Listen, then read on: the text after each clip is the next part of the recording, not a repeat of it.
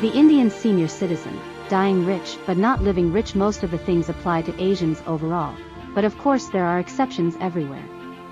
In India, senior citizens often accumulate wealth throughout their lives but do not spend it on themselves to live fulfilling and comfortable lives. Instead, they leave behind their wealth for the next generation. This results in seniors living frugally despite having the means to afford more, only to die with substantial assets that they did not utilize. Various factors that contribute to this peculiar phenomenon: emotional attachment to traditional investments. Senior citizens in India have a strong emotional attachment to investments like real estate and gold. They view property as a legacy to leave behind, and gold provides sentimental value. However, the younger generation may not appreciate these assets as they prioritize convenience and mobility over inherited property. Still, seniors remain attached to these traditional investments that they have built over a lifetime. Changing priorities of the younger generation. Unlike the older generation, young Indians favor simplicity, minimalism, and convenience. They are moving away from the traditional investments favored by their elders and exploring new options like stocks, mutual funds, and even cryptocurrency. The seniors grew up when real estate and gold were the primary means of building wealth, so they find it difficult to break away from that mindset. Rising costs and financial burden. Seniors get depleted of their savings faster now due to inflation, healthcare costs, and lack of retirement planning. Medical emergencies can be huge financial setbacks.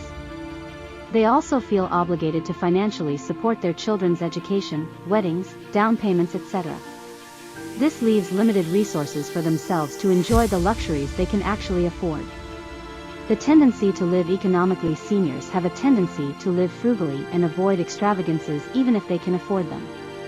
They focus on leaving behind wealth rather than spending on themselves. This attitude of denying oneself pleasures in life may seem noble but leads to missed opportunities and regrets later on. Conclusion.